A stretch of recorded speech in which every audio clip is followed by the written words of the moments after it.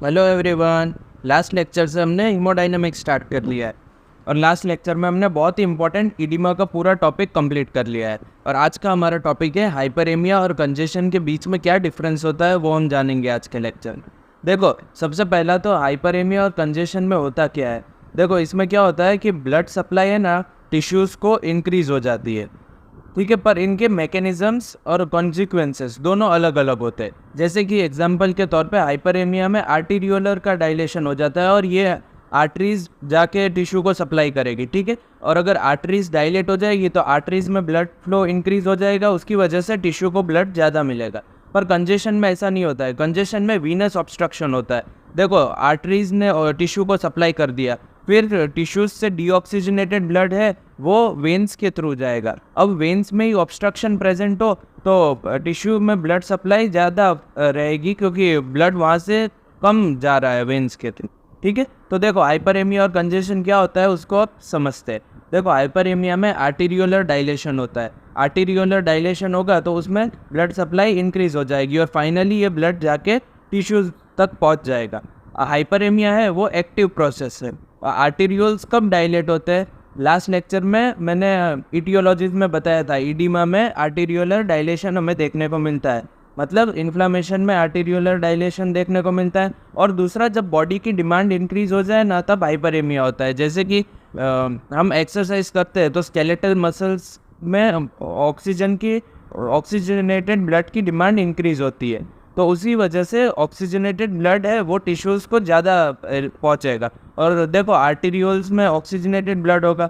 Basically arteries है वो oxygenated blood carry करती है और वेन्स है वो डीऑक्सीजनेटेड ब्लड कैरी करती है। तो टिश्यूज़ पे ब्लड पहुँचेगा वो ऑक्सीजनेटेड होगा, तो उसकी वजह से टिश्यूज़ हमें एकदम रेड कलर के दिखेंगे। और रेड कलर के दिखेंगे इसीलिए हम यहाँ पर एक टर्म यूज़ करते हैं जिसे एरिथेमा बोलते हैं, ठीक है। देखो, हाइपरेमिया में इतना ही था। आपको जो याद क्या क्या रखना है, देखो, सबसे पहले ये एक्टिव प्रोसेस है, आर्टीरियोलर डायलेशन की वजह से होता है। फिर टिश्यूज़ रेड कलर के दिखते हैं ऑक्सीजनेटेड ब्लड की वजह से। और ये दो कंडीशन में देखने को मिलता है, जब हमारी बॉडी में डिमांड इंक्रीज होती है ड्यूरिंग एक्सरसाइज, और दूसरा इन्फ्लामेशन में देखने को मिलता है। आपको इतना ही हाइपरेमिया में याद रखना है, ठीक है।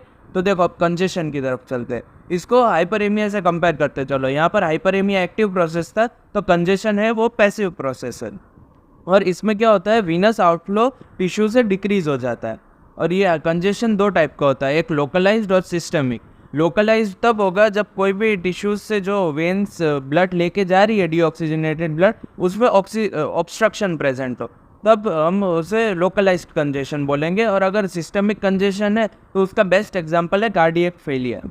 और देखो, वेन्स में ना डीऑक्सीजनेटेड ब्लड होता है और डीऑक्सीजनेटेड ब्लड ब्लू कलर की अपीयरेंस शो करेगा, जिसको हम साइनोसिस भी बोल सकते हैं। तो मतलब देखो, हाइपरेमिया में एरिथमा देखने को मिलेगा और कंजेशन में साइनोसिस देखने को मिलेगा, ठीक है। देखो, कंजेशन में भी आपको इतना ही याद रखना है, एक तो पैसिव प्रोसेस है, फिर वीनस ऑब्स्ट्रक्शन की वजह से लोकलाइज्ड कंजेशन देखने को मिलता है, और कार्डियक फेलियर की वजह से सिस्टमिक कंजेशन देखने को मिलता है। और टिश्यूज़ में ब्लू कलर देखने को मिलेगा डीऑक्सीजनेटेड ब्लड के थ्रू, और इसको हम साइनोसिस बोलेंगे। ये हाइपरेमिया और कंजेशन के बीच का डिफरेंस था, यही पूछा जाता है एग्जाम में। और इसके ऊपर से एमसीक्यूज भी बहुत अच्छे खासे थोड़े बहुत बनते, बहुत ज़्यादा तो नहीं बनेंगे। जितने बनेंगे वो मैंने आपको इसी चार्ट में बता दिया है, दोनों के डिफरेंस में जितने एमसीक्यूज बनेंगे वो इसी से बनेंगे।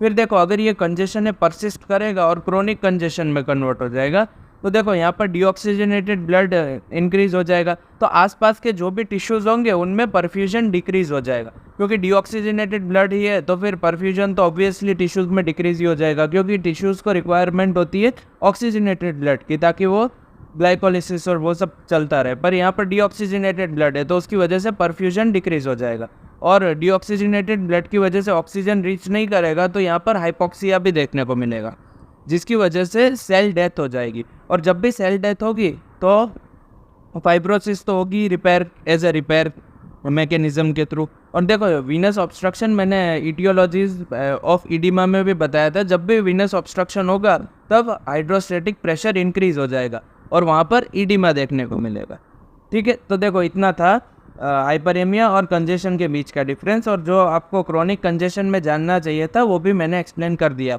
देखो, अब रॉबिन्समैन इसको कैसे गिवन है मैं दिखाता हूँ। देखो, यहाँ पर हाइपरेमिया और कंजेशन के बीच का डिफरेंस है एक पैराग्राफ में दिया हुआ है, वो मैंने पूरा एक्सप्लेन कर दिया है आपको। अब आप इसमें से न पढ़ो तो भी चलेगा, क्योंकि जितना इसमें गिवन था वो मैंने सारा का सारा कवर कर दिया। अब इसके अलावा देखो वहाँ पर कुछ और भी दिया हुआ है रॉबिन्स में। ये मॉर्फोलॉजी दी गई है। मॉर्फोलॉजी में एक्यूट और क्रॉनिक पल्मोनरी और हिपैटिक कंजेशन के बारे में एक्सप्लेन किया गया।